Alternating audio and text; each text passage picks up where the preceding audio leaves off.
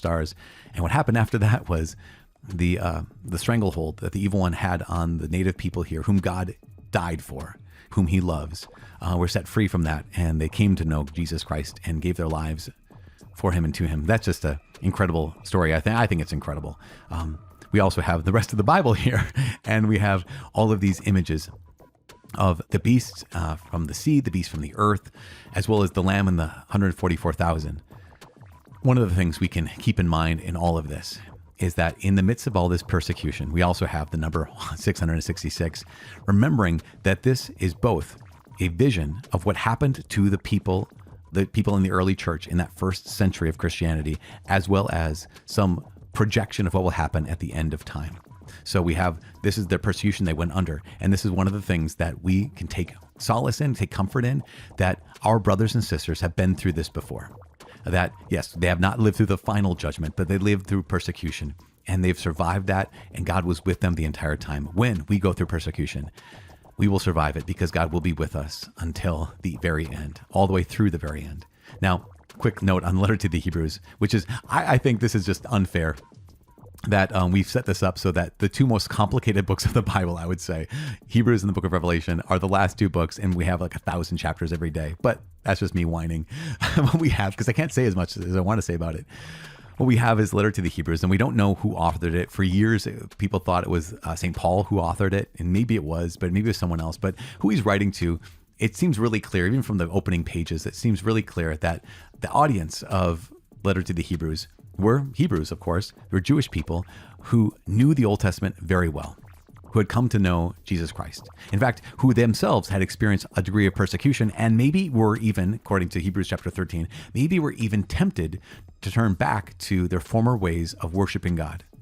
So there's this temptation there in the midst of persecution. There's this desire to say, wait, who is Jesus really? And that's why at the very beginning of these chapters, talking about, okay, wait, let's establish this before we go any further. Jesus is superior to the angels. So we know angels are incredibly powerful, incredibly incredible.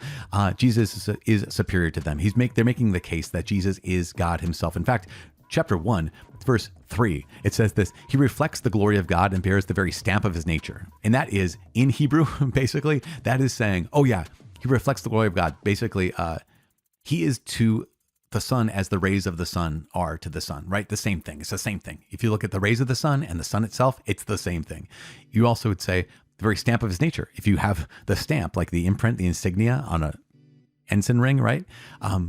That stamp is the same as the ring itself, the stamper. And so they're basically saying that here is Jesus, who is much higher than the angels. In fact, in chapter 3, he says that he is not only higher than the angels, he's higher than Moses, who gave us the law. But in Moses, he was a servant, but Christ is a son. And this is so incredible.